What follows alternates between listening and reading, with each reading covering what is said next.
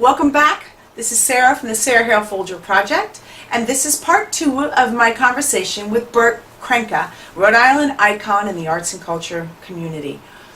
This is our sit-down conversation and the final part to my 2-part series with him, and I hope you enjoy. And as always, if you do enjoy, please share this and like my YouTube page and my blog, and visit my website at www.sarahhalefolger.com. Enjoy! You know, Sarah, I think what's almost more important in your commentary than saying you're an artist is the feeling that you reference in the creative process. Yeah. You know what I mean?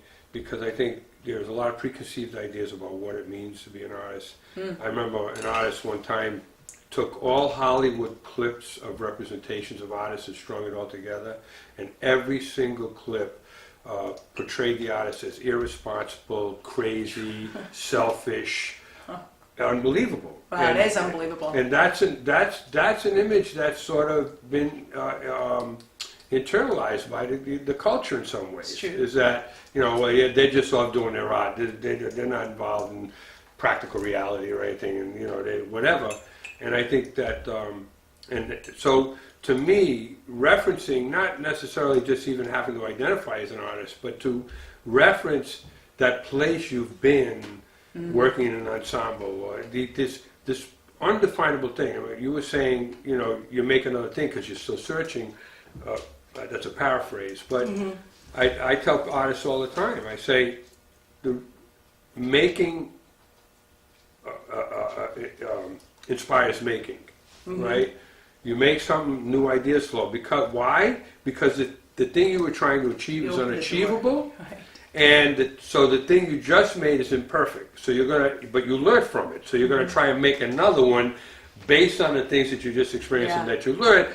And it's an endless kind of thing, because the thing that we're searching for, and the thing that we're kind of trying to achieve is virtually impossible to achieve. But we have moments where we say, and it's not something that you cognitively understand, it's something you understand when you feel. You know, I did this whole poem performance piece that speaks about the rebirthing the idea of shamanism, because the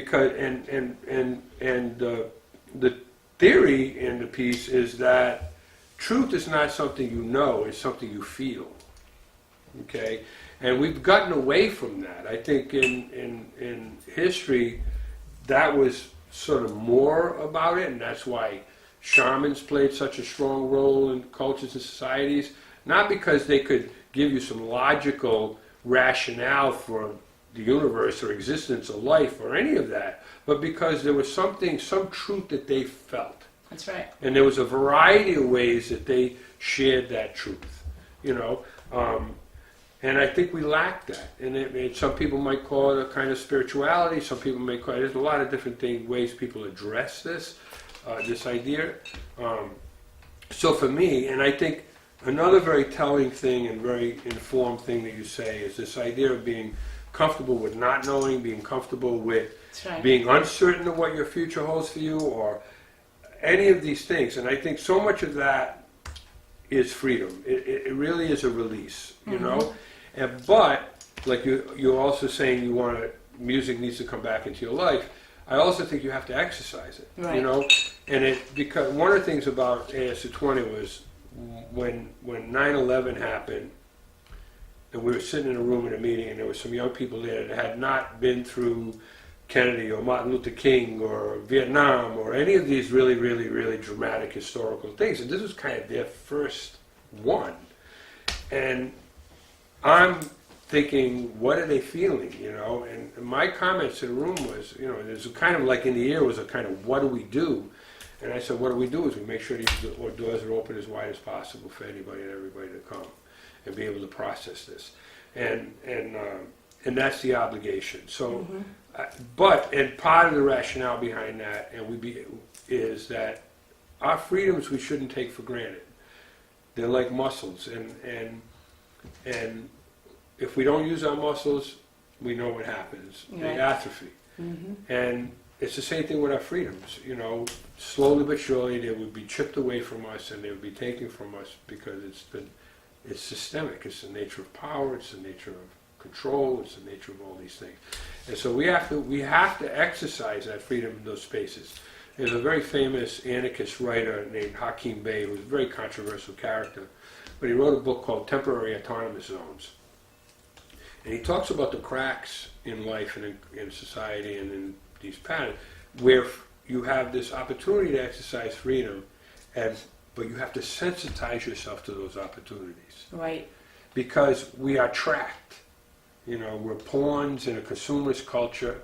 We're told by millions of messages on a daily basis things that we need to buy to make us better. It's how the system works. But it really contributes to a sense of insecurity, right? Why do I need all these things to feel good about myself? Why can't I just feel good about myself, right?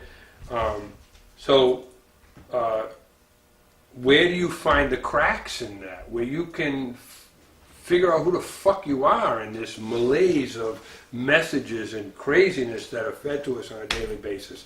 And he talks about these temporary autonomous zones. Yeah, but I think there's also spaces. There's an opportunity. You might be in a meeting or at a conference or involved in a conversation, and there's this opportunity where there's something don't feel right, and you have this opportunity to challenge it or express it. Mm-hmm. Do you take advantage of that opportunity? And that's a defining moment for a lot of people. You know, I think if you're going to have a voice, use it. That's you right. won't have a voice if you don't say, when the time comes and you have something to say and you don't say it. And it then grows. It's right. As soon as you let it out of your mouth, now it's something that's alive. That's and it's going to move you forward. That's right. Totally. And you might find out that your perspective is way off base and completely ill-informed. But you put it out there, and you can't be right. afraid to do that because of the self-judgment and the judgment of others. Right. That's right. That's where the pain comes in, right there. You're so afraid of what people will think that we're self-conscious. We do have the concept of ego is something huge. Very real. You know, I mean, I get my feelings hurt. You know, on the stupidest things that I say to myself, how the fuck can you be so petty? How can that be true? Why do you let this get to you? And I get past it, you know, and I talk myself to a place that's like, come on, man, dude, what's the matter with you? In spite of all of the recognition I've gotten and credit, and by the way, that's a whole other thing, you know, that we all, every single goddamn one of us on this planet, want some recognition. Everybody is living a life that they have a perspective, their experiences, and to some way or another, I mean, we only have a short time on this planet. It's like right. we all want some reinforcement. We all want to be heard. We all want some recognition. That's part of the impetus of ASU20, is that coming to that realization that you know, like. And again, this is where I feel blessed. Here I am, I go do this thing to open up the doors for somebody else, and then I get tons of fucking attention and strokes and honors and opportunities and experiences. It's like, this feels a little weird, you know, it's like, you would think that was what was motivating me, you know, to be recognized, to have a voice, yes, you know, but the level of sort of recognition that I've gotten, you know, and I've had to contend with that, where people get jealous of that, right. and, you know, people try to take me down in so many well, different ways. I can't even begin to tell you. You right. know, some guy created a MySpace page that Umberto blows, you know, shit like. I mean, you would not believe the creativity applied to trying to undermine me or cut my legs off, primarily because of the attention I've gotten, and I get it. And that's the crazy part, right? You know, if you read, I never got through the whole book, but Einstein wrote a book simplifying for the general public relativity. You know, How I See the World? That wasn't the name of it. It was like Relativity Made Simple or something. Okay. I can't remember what it was. But, you know, he talks about early experiences where, and this is what differentiated him in many ways, is that, you know, standing on the side and watching a train go by and noticing that the sound of the train, the pitch changed. Mm-hmm. 99% of people will stand there and just not question it. Einstein said, why'd the pitch change? Mm-hmm. Why, when I'm driving in a car and there's a fly and there's this force, right? But the fly is flying inside the space and not getting thrown against the back window. Why? Why? And that's all he did, he claims, made these observations and didn't take them for granted, but said, why? Right? So, you know, and that's kind of those temporary autonomous zones. That's those spaces in the cracks where the routine or what's expected of us that we sensitize ourselves and take advantage of, and that is truly being in the present. Yeah, that's right. Right? It's all happening in the present. That's right. So, Bert, this has been, obviously we could go on for a long time. I could hear so You much have an more. affection for silver too, I see. I do, yes. Tell us where you're headed. What's the next step? Well, I'm trying to understand more and more. I think there are really two questions for me. One is trying to understand more and more how to be. I think there are degrees of being in the present, and I'm trying to understand how I can max that out. That I can milk. I like to say milking the moment. You know, like how do I drain every moment of life from all that it's worth? You know, Yeah. how can I drain it? And I think that there are degrees. It's like meditation. You can meditate, and Right. you can meditate, and then you can meditate. Yeah. Right? Yeah. And it's a never-ending thing to liberate yourself and free yourself to get into that space that's independent of the physical world or independent of That's the right. body or any of that kind of thing. So for me, it's trying to get a deeper and deeper understanding of what it means to be fully in the present. And I think another sort of question that I've been plagued with my whole life is this concept, and this is independent of my practice, is this idea of equity. You know, equity, the idea of why is there class? Why is there such distinction between people? Why are there some people, small percentage of the world that controls the vast majority of wealth? Why is there racism? Why do we beat on each other when we're by nature we're fucking hurting? We want to hug, we want to be close, we want to be in a group, and yet so much of our behavior is contradictory to that.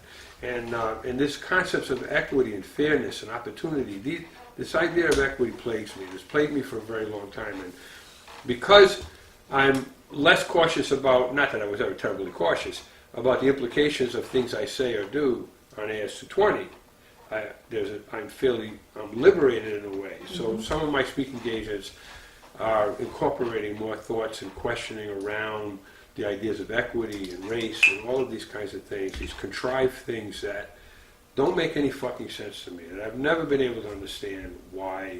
So you feel that you're gonna keep pursuing it because you need the answer, or do you think that you're just not gonna find the answer, but you're gonna pursue? I have tattooed on my hand the word hope. The flag on top is a little short, so it could be read as nope. And nope hope is a kind of interesting dilemma for me. I had my friend tattoo hope on my hand because I want to be reminded every day that, like I said earlier, I'm not optimistic about the species. That's not very hopeful, you know. And so I don't want to give in to that, Sarah. So I could hide myself in my studio and make my artwork how informed it would be if I did that in isolation. I don't know the work. Or I can continue to concern myself beyond AS220. I don't know exactly how I can provide that opportunity. It's this young man, Fabio. They call me up, they said, we want you to meet this kid. I go. And if I can give something to this kid, and then this kid can give to somebody else beyond that, that's tremendous. But So I'm wondering, so you're going to be doing speaking engagements? well, I'm going to continue to art speak. I'm going to practice? continue to speak as long as people will have me. If I'm to continue to be someone who they're interested in hearing about this and that want me to weigh in on in their community, like I was in Baltimore and Pittsburgh, and then that was 2 months ago in Baltimore, and working in the poorest neighborhood of all the downtown, and these issues of gentrification, all this shit. But And then I just got the Baltimore newspaper called me the other day, wanted to do an interview to follow up. Like they're eager to Right. try to find better ways where folks who are there can be included in these renaissance of these cities and these changes. And it's a very, very intense challenge. It sounds. But I have to stay current. Yeah, and So in you the say if moment. I'm going right, if I'm going to keep doing this work, I have to make the effort as things are changing and communities changing and theoretical ideas around this work. I have to stay current. That's a debate for me, Sarah. So maybe there's another AS 220 type of experience coming down the pipe for you. I don't You think don't that.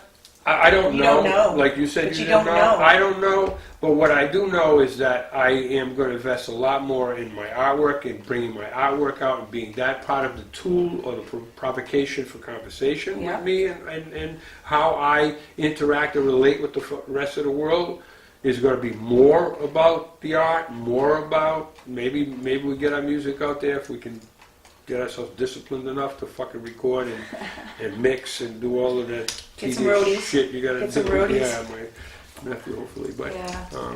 so anyway, more putting my artwork more out there.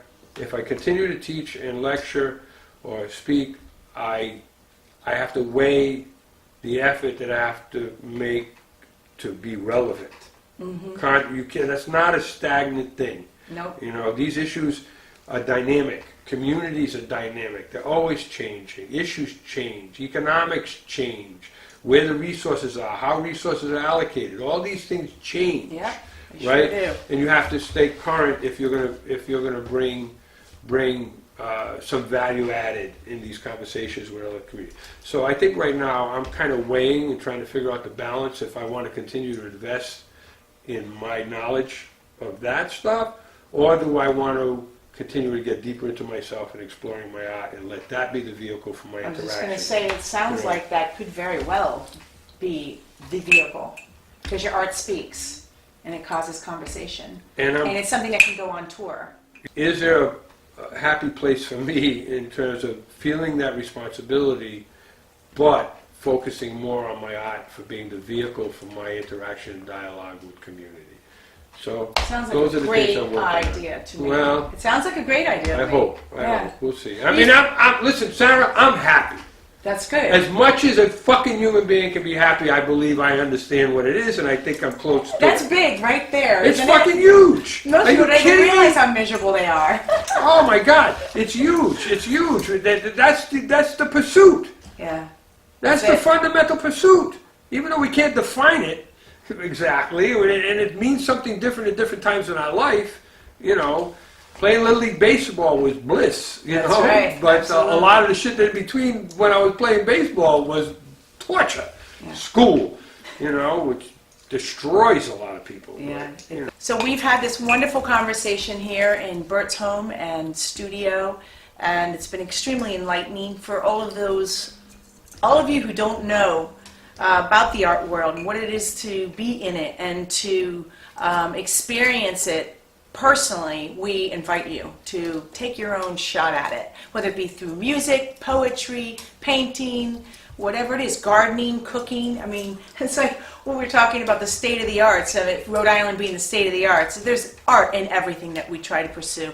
So enjoy the art in you, and I hope you've enjoyed this conversation with Bert today. I certainly have, and we'll be seeing you soon. Thank you, Sarah. You're so welcome. Well, I hope you've enjoyed my two-part conversation with Rhode Island icon of the arts and culture community, Bert Cenca. If you have, please subscribe to my YouTube channel right down here. Also, if you have an interesting story or you know of somebody who's inspiring that you think would be a person that I would be able to have a conversation with to bring to the rest of the world, please notify me. Visit my website, sarahhalefolger.com, and keep in touch. Goodbye.